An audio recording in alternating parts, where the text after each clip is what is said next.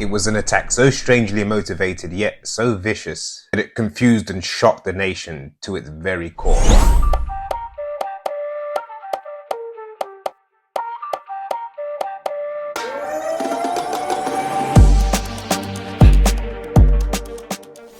Welcome to Crime Lab. Today we're looking at the Kyoto Animation Studio massacre of 2019. A scar that runs so deep into Japan's profile that it's considered one of the deadliest attacks since World War II. This is the case of the Kyoto Animation Studio massacre. Japan. The national crime rate here is distinctively low when in comparison to other countries, particularly when looking at assault or homicide. According to a survey in 2016, Japan boasts the lowest murder rate in the world, with a score of only 0.3 people per 100,000. Saying that, when a murder is present in Japan, it's almost always reported as distinctively fierce. We're in Kyoto for today's case, the old capital of Japan. And although Tokyo has now claimed its spot, the country Kyoto is still considered to be Japan's city of culture. It's home to thousands of Buddhist temples, Shinto shrines, palaces and gardens. A place that can keep any tourist mesmerized for months. Stepping back from its traditional values and attractions, Kyoto has also advanced into the modern world. It's not just a city defined by its history. With vibrant skylines, modern architecture, and supreme infrastructure, Kyoto has a bit of everything. Something that many companies and corporations would look for when settling an office. And one of those companies was Kyoto Animation. Originally founded in 1981 by Hideaki Hata and his wife, Yoko.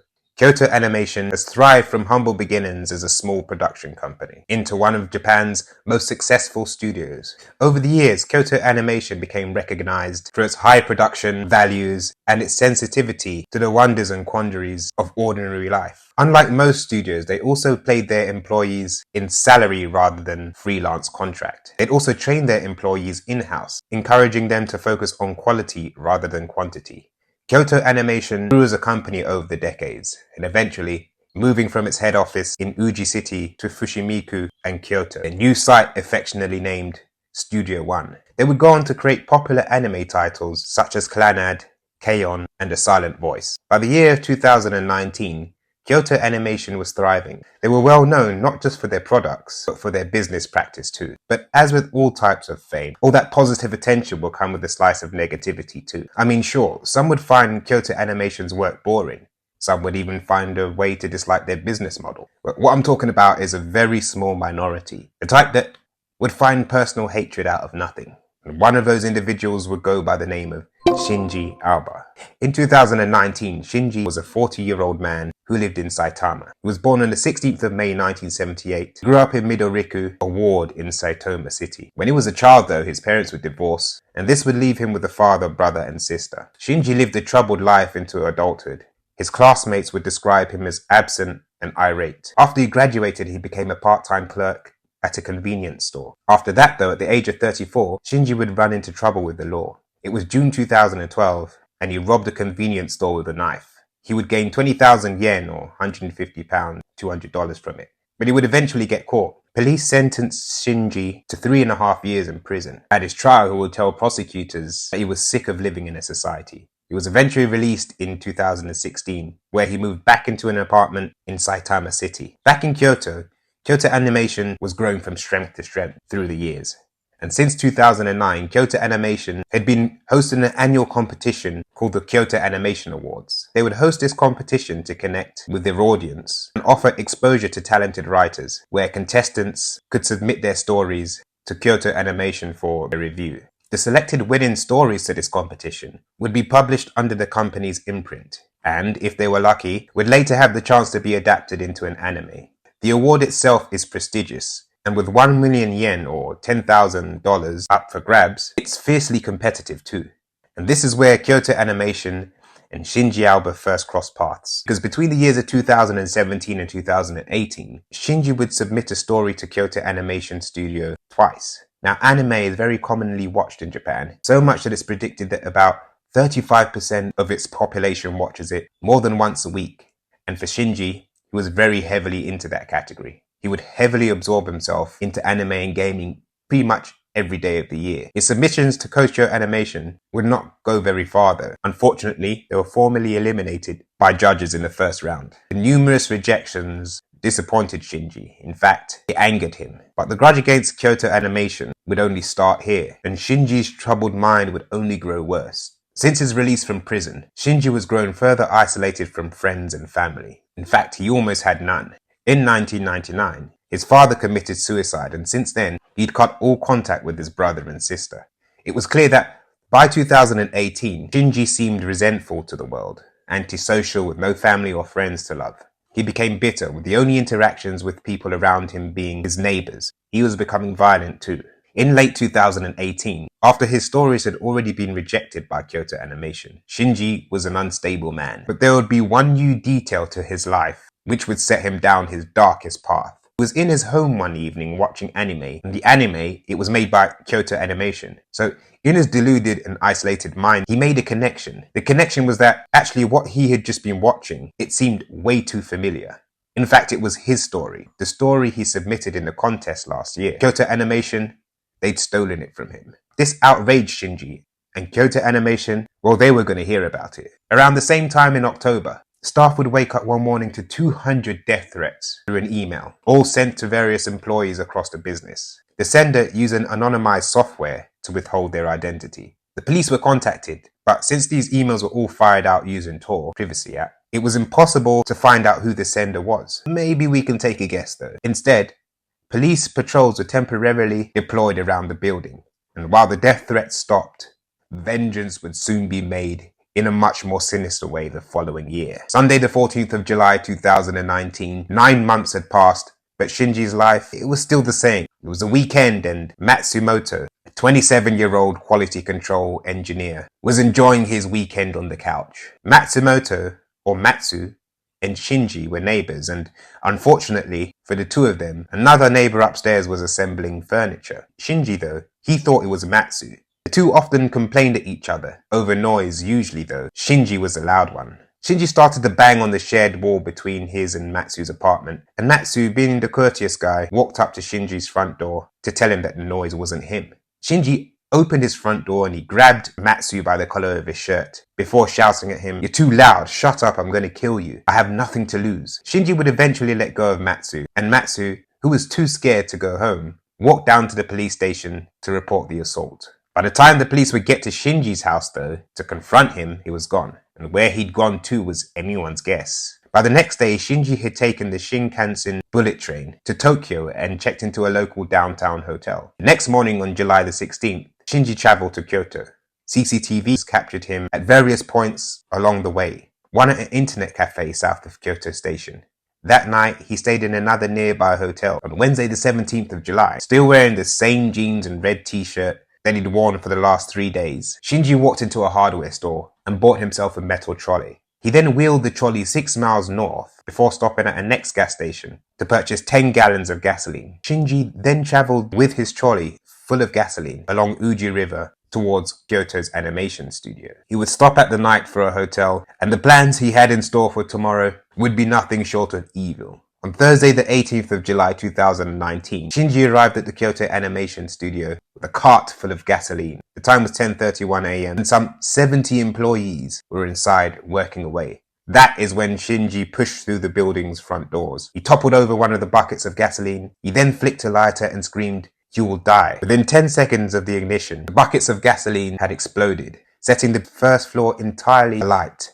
And within another 10 seconds, the second floor was fully ablaze too. Windows on the third floor were destroyed within 1 minute of the blast. Black smoke following out from every open hole that it could find. Shinji Aoba was still alive, but considering he set the canister alight and that exploded less than 10 seconds later, he was on fire. He ran out of the building before collapsing nearby. A passerby, unaware of who he was, quickly treated Shinji for his injuries. He would very quickly regain consciousness. As soon as he did, he clambered to his feet and tried to run away. However, 2 people from Kyoto Animation recognized him. They chased after him and barraged him to the ground. That's when police intervened, and they caught up with him. When they found out who he was, they asked him why he did it. Shinji shouted, "They plagiarized my work. I demand to speak to the company president." Firefighters were quick to the scene, but the fate of half the people inside had already been determined. The fire would continue to burn without mercy for 5 long hours. Rescuers would eventually find the bodies of 33 employees later that evening. 3 on the first floor, 11 on the second floor, and 19 on the spiral staircase to the roof, of which the door had failed to open from inside, the staircase acting as a giant funnel to fuel the fire. Dozens more that were in the building at the time of the attack would be treated for their injuries, but unfortunately, over the following weeks, 3 more would die to their wounds, bringing the total death toll to 36. Japan was in total shock after the attack. As news of the fire became more obviously evil, the nation, the world, and the anime community all looked on in anger and despair. Shinji would become the assailant to one of the nation's largest acts of mass murder since the end of World War II. As firefighters tended to Shinji in the streets, police would discover that he actually had a plan B. They found 6 unused knives on his persona, probably to be used if his arsenic plan failed to work.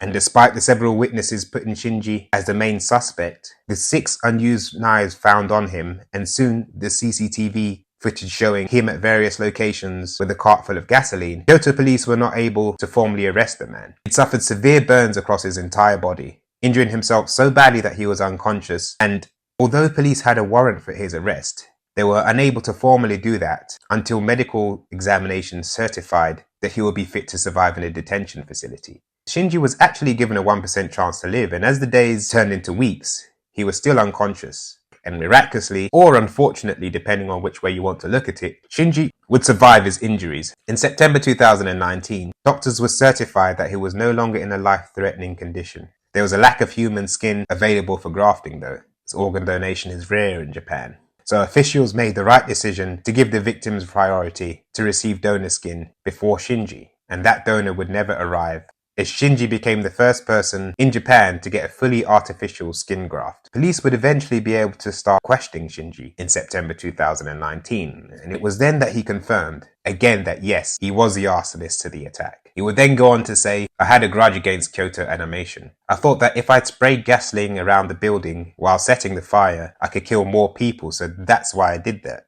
It was in May 2020 that Shinji was declared fit enough for arrest, 10 months after the attack. By this time, though, the world had started spiraling into a pandemic. The story of Shinji Aoba would slowly trundle on, but without the international attention it once received. He was formally arrested on the 27th of May 2020, and by December 2020, he was formally charged. To the 42-year-old, undeniably guilty of his crimes, he would confirm the reason for his rage is that he felt Kyoto Animation had stolen one of his ideas, and they'd used it in one of their anime without crediting or compensating him.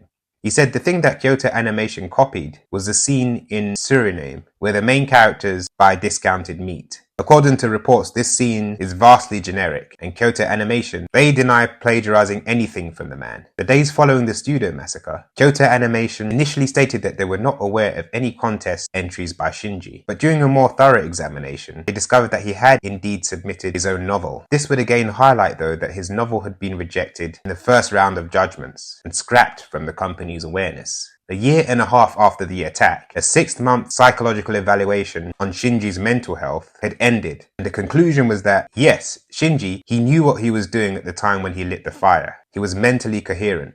This paved the way for Shinji to be prosecuted to the full extent of the law, and with Japan accepting the death penalty in certain circumstances, and this being one of the worst mass murderers in over 70 years, it wasn't looking very good for Shinji. Kyoto Animation also shared that they expected Shinji to be prosecuted to the maximum extent under Japanese law. Shinji was eventually sentenced to death by the Kyoto District Court in January 2024 for the attack that killed 36 people at the internationally famous animation production studio.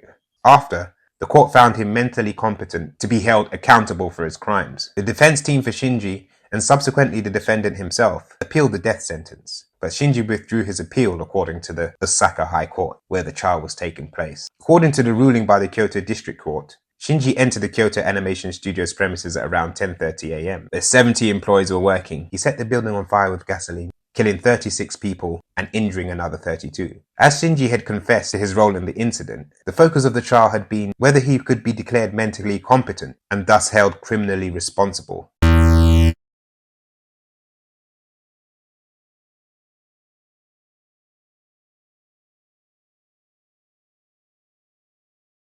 Okay, so the defendant said that he carried out the attack under the belief that Kyoto Animation plagiarized a novel he'd entered into a contest run by the firm. His defense team had sought an acquittal, or a lesser sentence, arguing that Shinji was not of sound mind and was suffering from delusions. The Kyoto District Court acknowledged in its ruling that Shinji did suffer from a delusional disorder, but that his conduct was little affected by it. He was expected to contest his criminal liability at his appeal trial. Relatives of the victims remain angry at the defendant, with some questioning the reason behind him withdrawing his appeal. I was uncertain about the future and worried about how long this was going to last. It still doesn't feel satisfying, but there is some sense of relief, said the 74-year-old grandfather of Megumu Ono, who was killed in a fire when she was 21. While Shinji said he felt sorry toward the end of the trial, the grandfather thought it was far from an apology. Ono's grandmother has struggled with resentment, questioning why Shinji is still alive when she prays for Meguma every morning and night. Another bereaved family member wondered what change of heart happened in Shinji, saying, "Is this his way of showing an apology?" Following the tragic loss of life, the world reached out to Kyoto Animation. The company set out a donations account to provide financial relief to the surviving victims and to the families of those that were lost. The bank account would reach over 3 billion yen, or $30 million, and all of this would eventually find its way to its intended people. A separate GoFundMe was also raised by fans to help bring Kyoto Animation and the studio back to life. And in December 2019, over 2.3 million US dollars would reach Kyoto Animation to rebuild itself. Productions by the company did obviously become postponed or cancelled, but now most of them are resuming and back to work. The site in which Shinji left his ugly scar in the world has since been demolished. Kyoto Animation's president Hideaki Hata stated that he was considering replacing the building with a green public park and memorial, but this is yet to be decided. Most of the remaining survivors to the attack stayed on in the company too, refusing to resign. For most of them, they recognized the harsh reality was not reflective to the company. And for some, the only way that they could feel close to the colleagues that they had just lost was to carry on in their wake. The nation has also started to take precautions in the sale of gasoline, restricting how much people can buy at any one time. And since 2019, fire safety precautions on buildings have also been improved too. And though we don't know yet what will happen to Shinji, we do know that he did not stop Kyoto Animation. Sure, the studio remains injured, but it aspires to come back stronger from the event and eventually be a place where victims can be honored and remembered. And that's where we are today. Thanks so much for watching another one of my videos. Really do appreciate it. You look after each other, stay safe, and I'll see you in the next one.